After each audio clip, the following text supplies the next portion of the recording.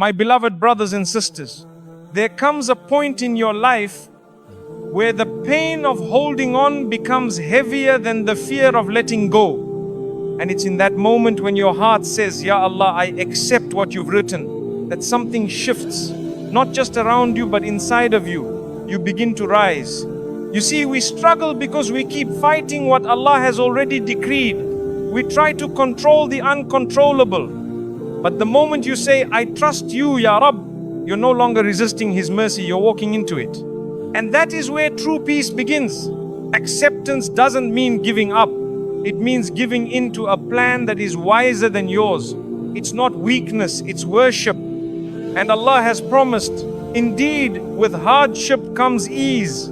Surah Ash-Shar 94:6. So if you're tired, confused, or lost, maybe this is the moment where you let go and let Allah raise you, restore you, and guide you to exactly where you're meant to be. 1. The struggle before surrender. Before surrendering to Allah's plan, the heart often goes through a storm of confusion. You question everything, why your du'as are delayed, why your pain keeps increasing, why the answers seem silent. But the struggle is not a sign of weakness, it's a sign of your sincerity. Even the Prophet ﷺ cried out in hardship. Your cries, your restless nights, your silent frustration, they are seen. Allah never abandons the one who turns to Him with a trembling heart. The struggle is not wasted, it softens the soul for what's coming. Sometimes Allah allows the pain to linger so that you reach a level of humility you would have never found in comfort. Look at Yunus in the belly of the whale. His real surrender came after the struggle. He had to feel trapped, forgotten by the world, before he turned completely to Allah. Our struggles are our whales. They isolate us, shake us, and finally bring us to a realization no one can help us but Allah.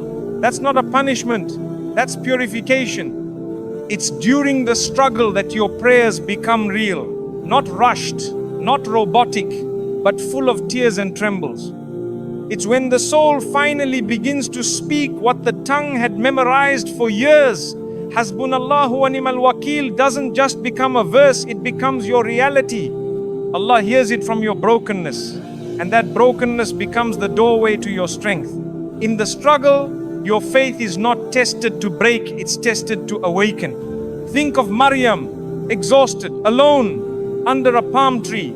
She cried out in despair, wishing for death. But it was right there, in that moment of complete emptiness, that Allah sent her relief. The date tree shook, the stream flowed, and a miracle was born. Often, it's just when you feel you can't go on anymore that the ease begins. Allah allows you to bend, not to break, but so you finally let go of control and witness His power. Many people feel guilty for struggling, as if true faith means you're always calm. That's not true. Even the prophets had moments of intense fear, sadness, and frustration. What matters is not the absence of struggle, it's who you turn to in that struggle.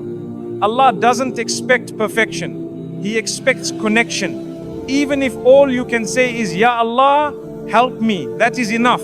In fact, sometimes that's all your heart truly needs. The beauty is when the struggle is finally over, you look back and realize it shaped you, it deepened you, it made your heart more reliant, your prayers more sincere, your vision more eternal. Allah never wasted your pain. You needed that night to value the light. And now, as you surrender, you're not falling, you're rising. Because those who submit to Allah never lose. They are simply being prepared for something far greater than they imagined. 2. What true acceptance looks like in Islam. True acceptance in Islam is not a passive act. It's a conscious, deliberate trust in Allah's wisdom even when your heart is aching. It's looking at what didn't work out and saying Alhamdulillah with tears in your eyes. It's when you stop trying to control what's beyond your reach and start focusing on pleasing the one who already controls everything. Acceptance is not giving up, it's giving in to the one who knows the full picture. In the Quran, Allah teaches us that He plans with precision. Nothing is random. Every delay, every heartbreak, every test, it's crafted with care.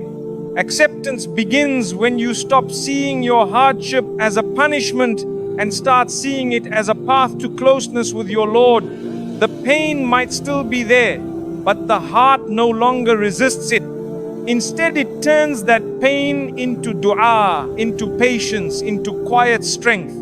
Think of Prophet Ibrahim alayhi salatu when he was commanded to leave his wife and child in the barren desert.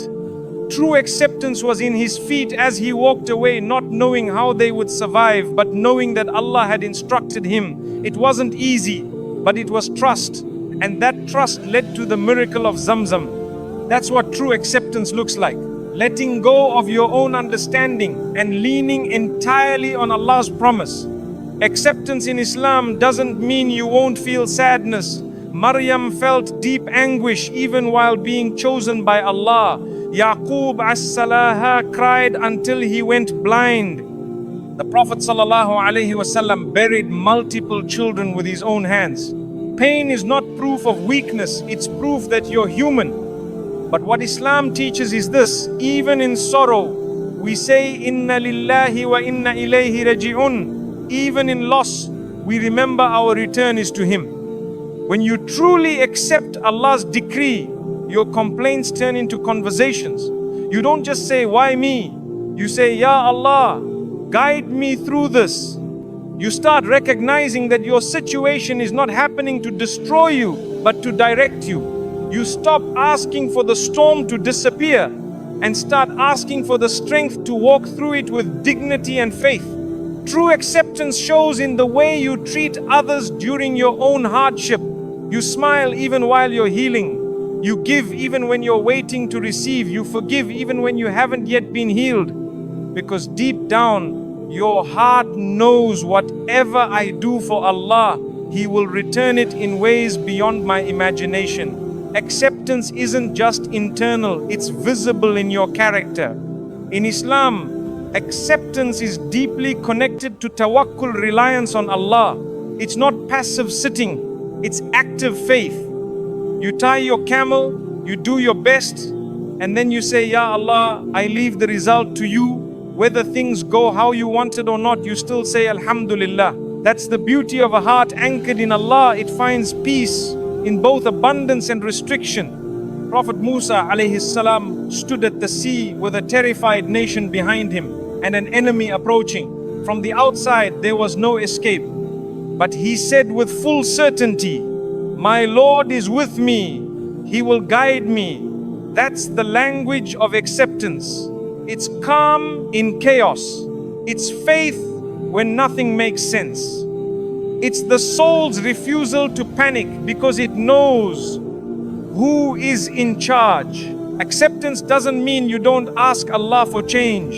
It means you keep asking while also trusting that the current moment is exactly where you're meant to be. You raise your hands in dua, but your heart is not desperate, it's assured, because it knows if it's delayed, it's wisdom. If it's different, it's mercy. If it's denied, it's protection. That level of peace comes only from Allah. In your quietest moments, you'll find acceptance growing when you reflect on how far you've come. Remember the times you thought you'd never recover, and yet here you are. That's Allah's mercy.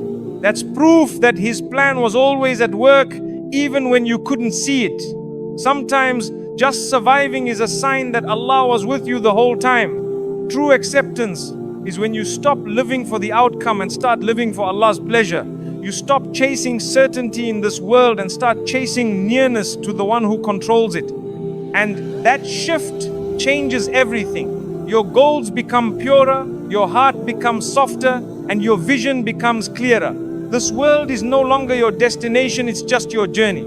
And finally, when acceptance settles in your heart, you feel light, not because the hardship is gone, but because the resistance is.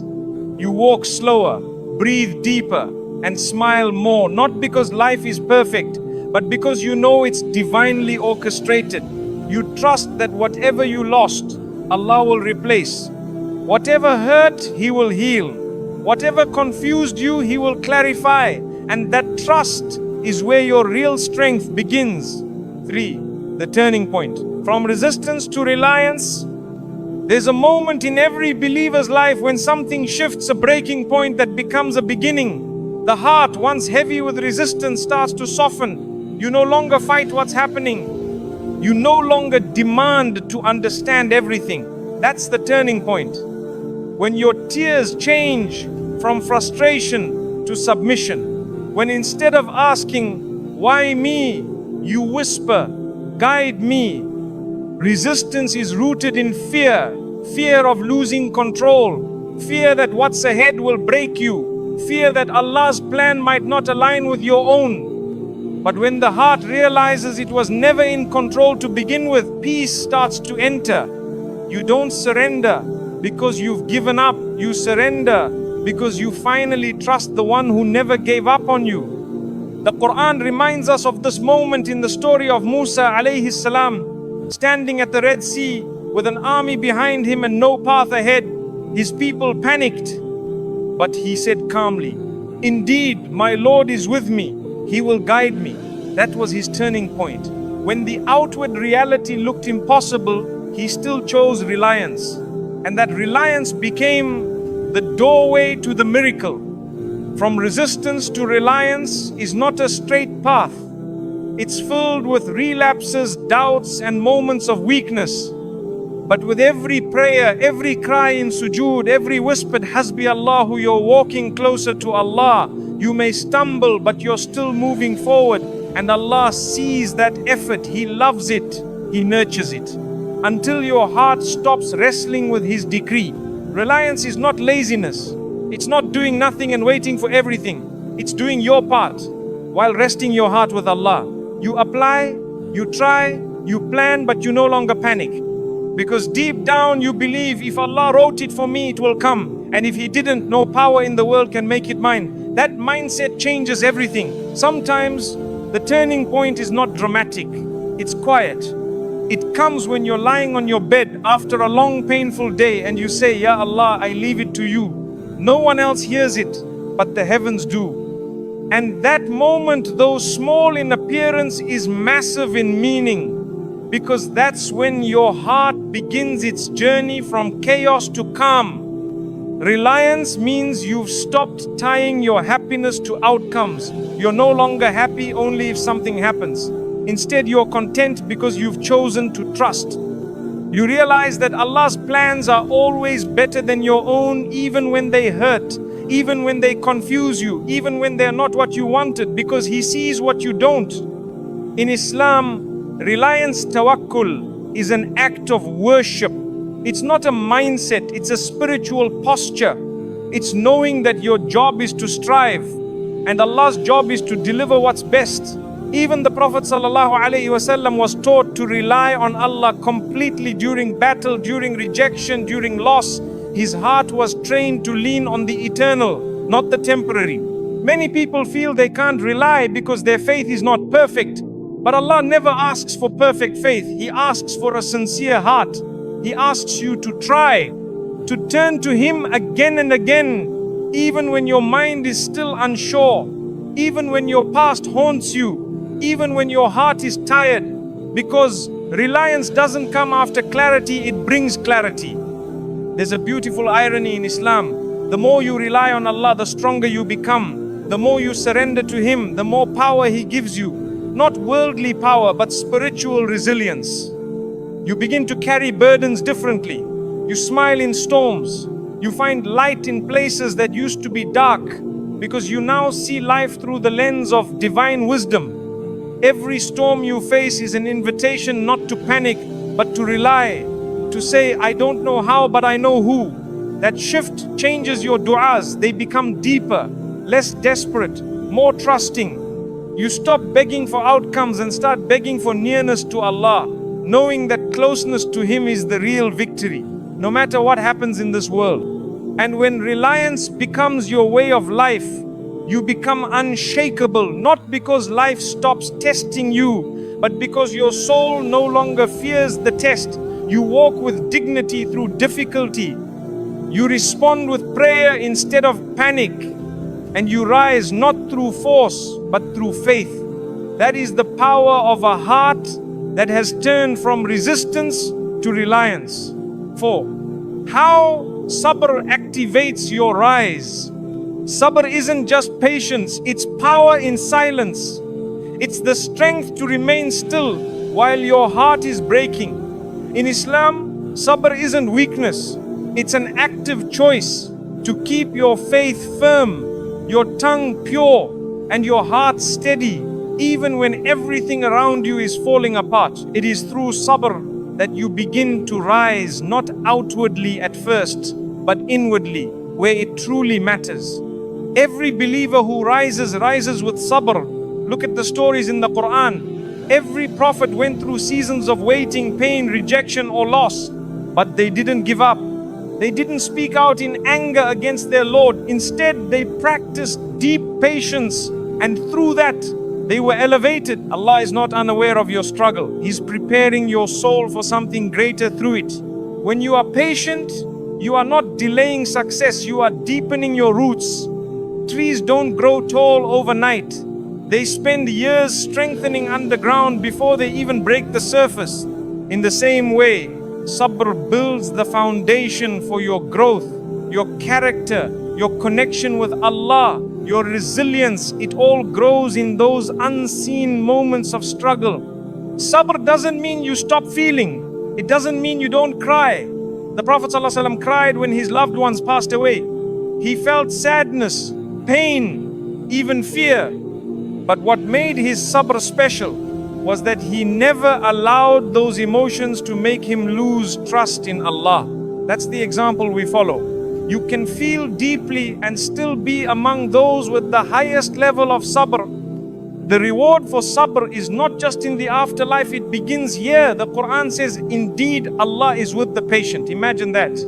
The creator of the heavens and the earth, with you, just because you chose to stay calm, stay faithful, and not lose hope. That closeness gives you light in your darkest hours. You may be tired, but you are never alone. When you respond to hardship with Sabr, Allah elevates you in ways no human effort ever could.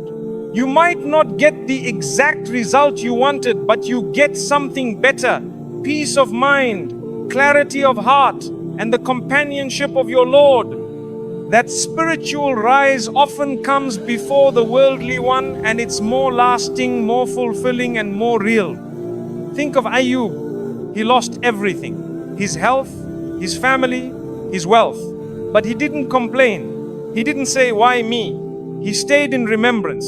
He waited. And when Allah restored him, He gave him back more than he had before. That's the pattern of Sabr. It delays, but it never denies. It tests, but it always transforms. Sabr gives your heart the space to breathe, even when life feels suffocating. It allows you to pause before reacting, to reflect before speaking, to choose prayer over panic. That inner control gives you strength that others can't understand. They see you standing, smiling, enduring, and wonder how. The answer is always with Allah. True Sabr is silent. It doesn't announce itself. It's found in the mother who keeps trusting Allah while raising her children alone, in the student who fails but tries again, in the man who walks away from haram even when it breaks his heart. These are the real heroes. They rise every day, not in headlines, but in the sight of Allah. Every time you choose Sabr, you are building something. Maybe you can't see it yet, but Allah can. You're being shaped into someone stronger, wiser, more compassionate. Sabr is not passive waiting, it's active growth. You're being prepared for blessings you don't yet see and positions you're not yet ready for. But through Sabr, you will be. Sabr is the gatekeeper of greatness. Without it, talents are wasted, faith wavers, and anger wins. But with it, your purpose becomes clear, your tests become tools, your delay becomes development.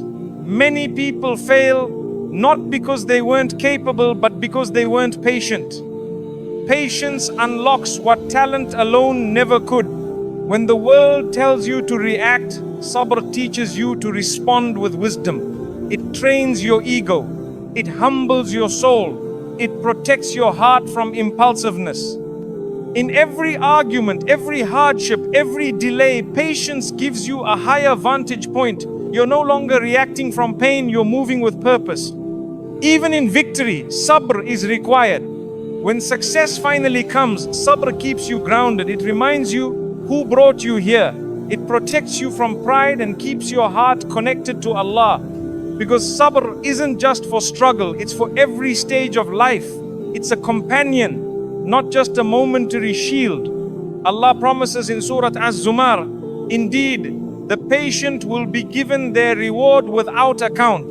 No number, no limit, just pure reward from the most merciful. That's how much Allah values your restraint, your tears held back, your trust maintained. Every second you were patient is recorded and rewarded.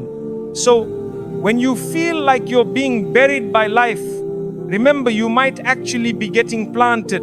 And with Sabr, you will rise again, stronger, closer to Allah, with a heart that knows. The rise wasn't in avoiding the test, but in walking through it patiently, gracefully, faithfully. 5. Quranic stories of rising after surrender. The Quran is not just a book of rules, it's a book of real human stories. And again, it shows us the pattern. Those who surrender to Allah rise, not always immediately, not always in the way they expected, but always in a way that transformed their lives and brought them closer to the divine. These stories are not just for reflection, they are for your strength. Take the story of Yunus. He left his people in frustration, boarded a ship, and ended up in the belly of a whale. In the depths of darkness, physically and spiritually, he remembered Allah. And when he surrendered fully, saying, "There is no God but you, glory be to you, I was among the wrongdoers," Allah raised him from the ocean to the shore and restored his mission. His rise began with humility. Then there is Musa, a man who fled Egypt as a fugitive, alone, afraid and uncertain. Yet when he turned to Allah, Allah turned him into a prophet, a leader, a miracle bearer. He returned to the land he once fled, this time not running, but guiding. His rise was not despite his weakness, but because of his surrender. He allowed Allah to lead, and that made all the difference. Maryam is one of the most powerful examples. A young woman, alone and pregnant, misunderstood by her people. She surrendered to Allah's command without fully knowing the outcome. And in that surrender, she became the mother of Isa, a symbol of purity, patience, and trust. Her story teaches us that even in complete isolation, Allah can lift you to unimaginable heights.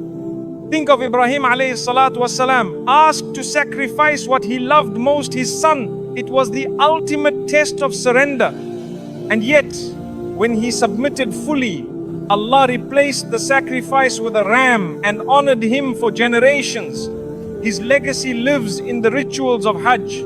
Through surrender, he didn't lose his son. He gained closeness to Allah and a status unlike any other. We also see the story of Yusuf, betrayed by his brothers, sold into slavery, thrown into prison, all for years. But throughout it all, he never stopped turning to Allah.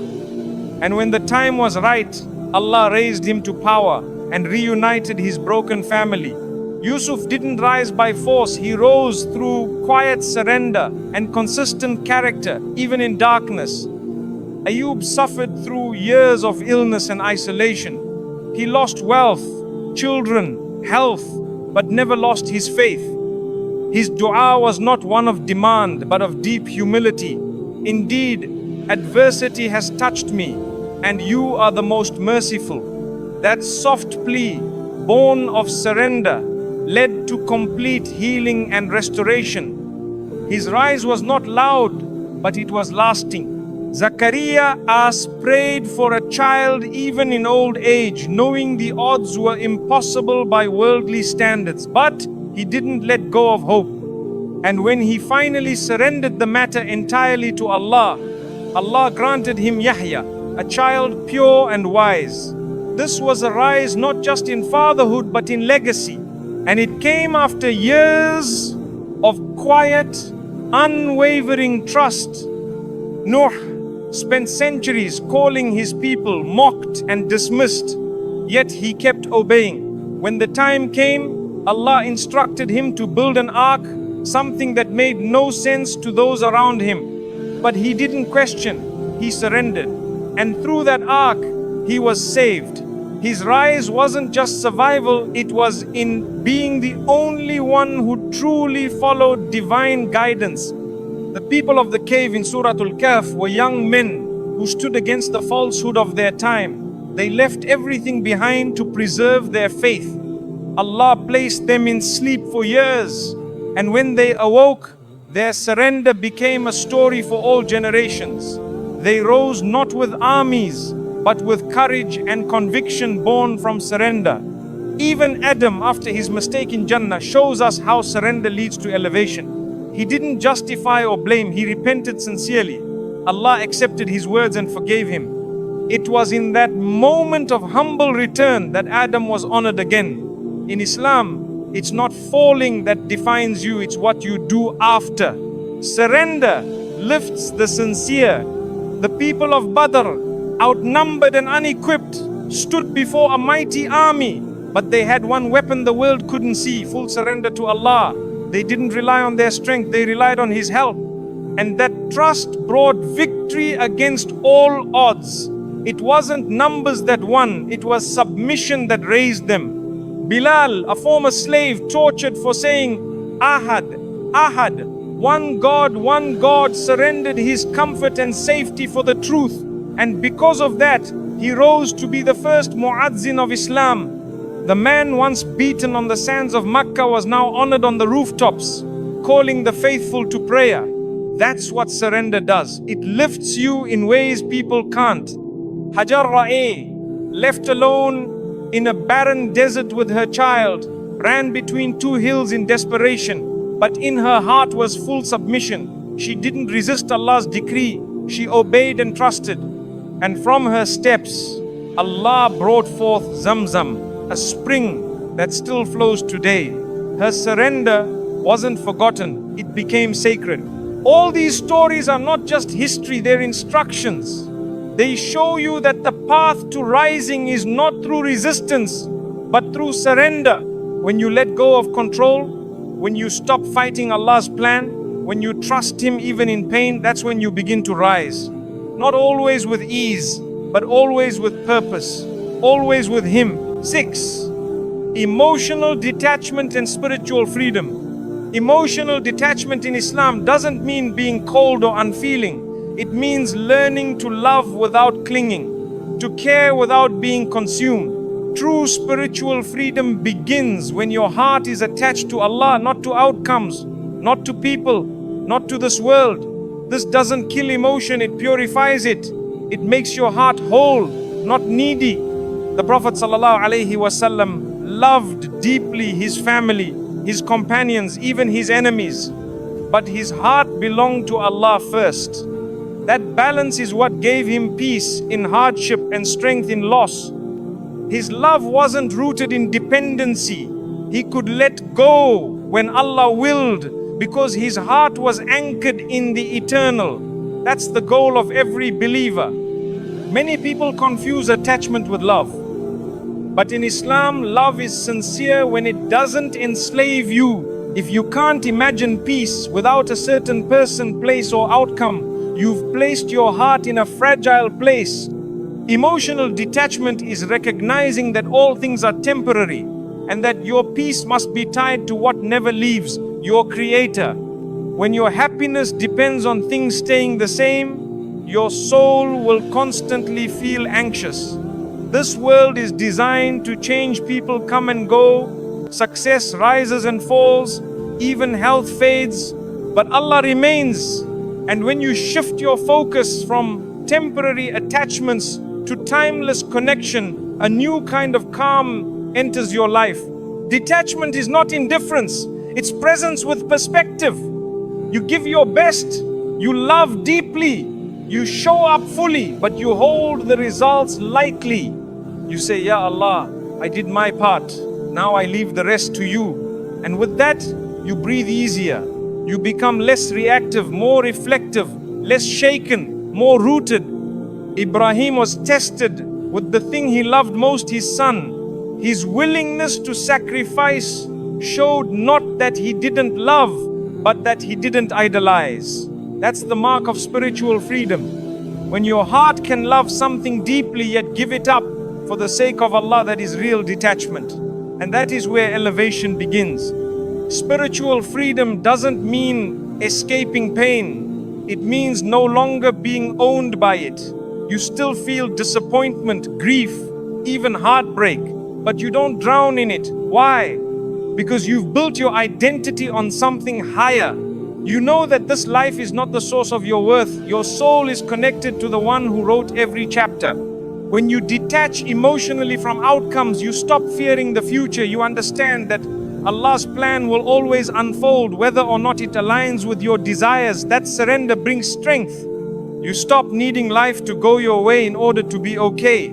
You start needing only Allah, and that need will never disappoint. One of the greatest acts of worship is to walk away from something your heart wants, because your soul knows it's not good for your deen. That's not loss, that's liberation. When you can let go of what is haram or harmful, even if it hurts, you're choosing Allah over your own ego. And Allah always replaces what you give up for His sake. The dunya is meant to disappoint. It was never meant to carry your entire heart. And when you accept that, you stop expecting too much from people, status, or even love. You start appreciating without becoming attached. You enjoy without becoming enslaved. That shift turns everything into a blessing, nothing into a burden. Think of the Prophet ﷺ after Ta'if, bloody, exhausted, rejected, yet his heart turned only to Allah. As long as you are not angry with me, I do not care. That's detachment in its purest form. He didn't need approval from creation. His eyes were fixed on the Creator. And because of that, he rose from rejection into victory. Emotional detachment allows you to forgive easier. When you're not clinging to expectations, you stop holding people hostage to your pain. You release them not because they deserve it, but because your peace deserves it. Islam teaches us, let go for the sake of Allah, and He will fill your heart with something far better than revenge. Spiritual freedom gives you consistency. You're no longer riding the highs and lows of people's opinions or the day's success. You serve, you strive, you remain grateful whether you're praised or forgotten. That kind of emotional independence is a superpower. It makes your life calmer, your ibadah deeper, and your mind clearer. Even your relationship with your own self changes. You no longer obsess over your image, your failures, or your timeline. You understand that your worth comes from being a servant of Allah, not from achievements or validation. That freedom gives you the space to grow without the pressure to prove. And when you finally reach that point where your heart is present but not possessed, loving but not longing, caring but not controlled, you'll taste a freedom the world can't offer. You'll walk lighter, you'll sleep deeper, you'll worship better, because your heart will finally be where it belongs, with Allah and not with this dunya. 7. The signs that Allah is elevating you. One of the first signs that Allah is elevating you is when life becomes uncomfortable but your heart becomes soft. When you're being stripped of attachments, tested with delays, and left with only Allah. He's not punishing you, He's purifying you. When the world starts rejecting you and you begin turning inward and upward, know that a transformation has begun. Elevation doesn't always feel like a rise.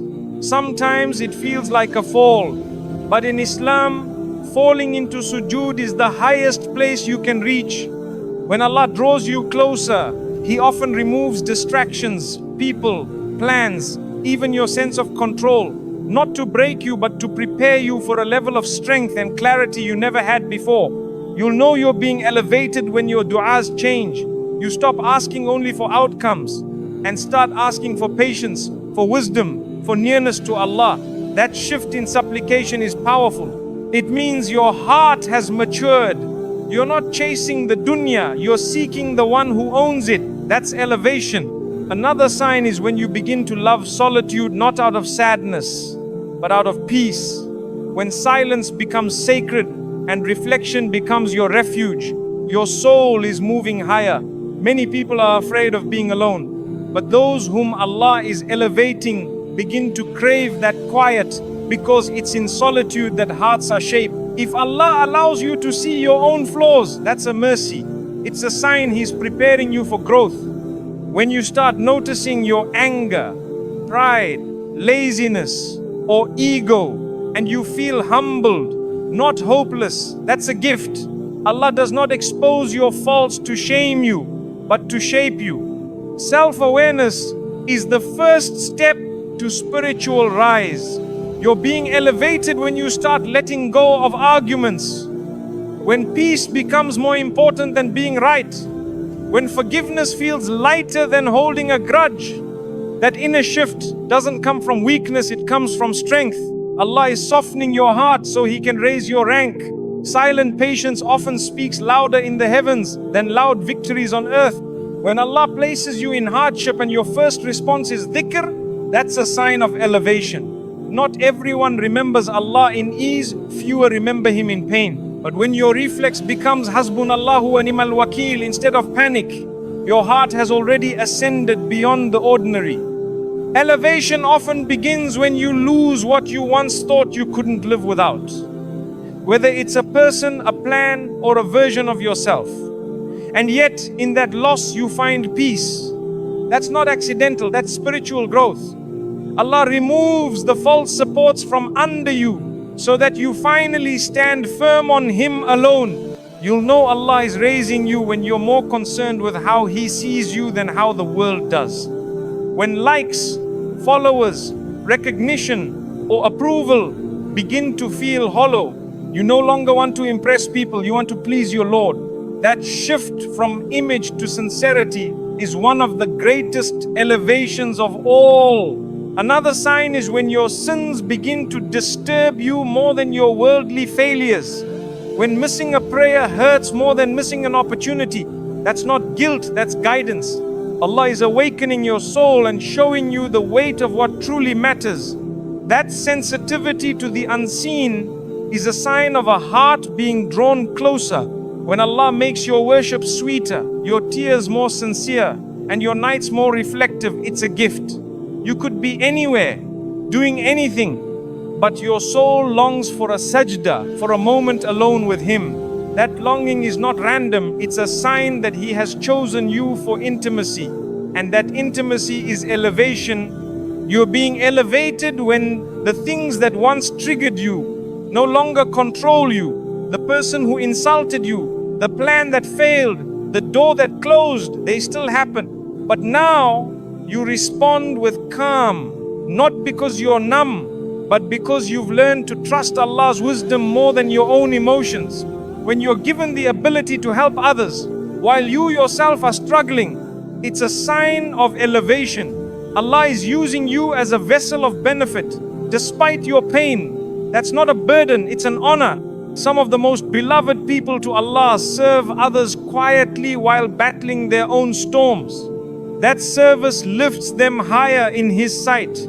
You'll know you're rising when you feel peace in places that used to bring you pain. When you can walk into the same situation and not feel the same wound, that means Allah has healed something inside you. Healing is not just recovery, it's promotion. A sign that you're no longer chained by what once held you down. And finally, when you begin to find beauty in tests, light in loss, and presence in pain, that's elevation. Not because life got easier, but because your soul got stronger. You now see hardship as a doorway, not a dead end. And through that doorway, you're walking toward a closeness with Allah that this dunya can never give. 8. Acceptance is not weakness, it's strength with Allah. Acceptance in Islam is not giving up, it's giving in to the will of the one who knows what you don't. It's a quiet, firm strength that says, even if I don't understand this now, I trust that my Rabb does. To accept is not to surrender to circumstance, but to rise above it by anchoring your heart to divine wisdom. Many people confuse acceptance with defeat, but the Prophet ﷺ accepted the decree of Allah with tears in his eyes and pain in his heart. He grieved, he wept, but he never questioned Allah's plan. That balance is what defines strength in Islam. The ability to feel deeply and still submit completely. That is not weakness, it's power rooted in Tawheed. When you accept what Allah has written, you stop resisting your reality and start responding with faith. Resistance drains your energy, fills your heart with anxiety, and clouds your ability to grow. But acceptance brings clarity. It shifts your focus from why is this happening to what does Allah want to teach me through this. Think of Musa's mother. She placed her newborn son in a basket into a river, not knowing what would happen next. Was that weakness? No, it was the highest form of strength. Acting upon Allah's command despite the uncertainty. Her acceptance of His decree led to her son being returned, honored and protected. That's the fruit of submission. Acceptance doesn't mean you stop making dua. It means you continue to ask with full hope, but you're no longer attached to outcomes. You say, Ya Allah, if it's good, bring it. If not, take it away and grant me peace with your will. That dua is not small. It's massive because it requires a heart that trusts the unseen more than the apparent. When you accept your Qadr, you stop comparing your life to others. You don't look at someone else's ease and feel deprived. You look at your test and feel chosen. That perspective protects your heart from jealousy, resentment, and bitterness. You no longer need your life to look a certain way. You just need your Lord to be pleased. Acceptance brings emotional maturity. You stop needing closure from people, you find closure in prayer. You stop needing everything to go your way, you trust that Allah's way is better. You let go, not because you don't care, but because you care too much to let your soul be enslaved by what is out of your control. In the story of Yusuf, acceptance is woven through every chapter. He was betrayed, imprisoned, forgotten. Yet he never fell into despair. He accepted each phase with grace, and Allah raised him to power, honor, and reunion. His strength was not in force, it was in patience, trust, and surrender. That's real strength with Allah. True acceptance is shown when the plan changes, but your heart doesn't panic. You pause, you breathe, and you say Alhamdulillah anyway. Not because it all makes sense, but because your faith in Allah is bigger than your fear of uncertainty. That steadiness is what makes a believer resilient, calm in chaos, steady in storms. Sometimes Allah withholds what you want because He's strengthening what you need, your reliance, your discipline, your vision. And when you accept this, life becomes lighter. You're no longer dragged by what you lack, you're driven by what you're learning. You start seeing delay as development and pain as purification. There is strength in saying, this hurt me, but I trust Allah. That sentence holds a mountain of faith.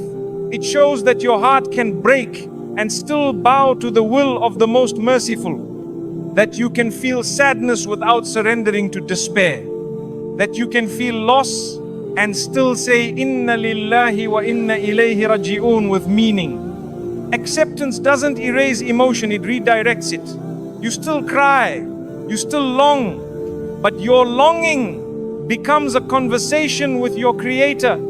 You bring your broken pieces to Him, not to be judged, but to be healed. That act of surrender is what opens the doors of mercy, clarity, and eventual peace. It's not passive, it's transformational. You know you've reached acceptance when your heart is no longer tied to what was, but to what could be with Allah. The past no longer imprisons you. You're not chasing what left. You're focused on what remains. Your relationship with your Lord. And with that as your anchor, you're already rising no matter what life looks like on the outside. Even in relationships, Acceptance brings freedom. You stop begging for love that's not written. You stop forcing doors that are meant to stay closed. You honor your feelings, but you follow your faith. You understand that if Allah removes someone from your life, it's not rejection, it's redirection. A path away from harm, even if it doesn't feel like it yet. And in that full acceptance, your soul finds rest. Not because life became easier, but because your lens changed. You no longer measure your worth by your circumstances, but by your trust in Allah. That's the moment you begin to rise. Not through resistance or control, but through surrender. And that surrender is the highest strength a believer can hold. My brothers and sisters, life will always bring moments we don't understand. Delays, rejections, closed doors, unexpected losses, but none of it is random. Allah, in His perfect wisdom, is arranging every detail with love, even if it doesn't feel like it in the moment. When you accept His Qadr, you're not giving up. You're handing your burden to the one who never tires of carrying it. And when you do that, your soul begins to rise slowly, steadily, beautifully, because it's no longer fighting reality, it's flowing with it. Allah says in the Quran, it may be that you dislike something while it is good for you. Surah Al-Baqarah 216. This is not just a verse, it's a reminder that behind every hardship, there's hidden mercy. And behind every pause, a divine push forward.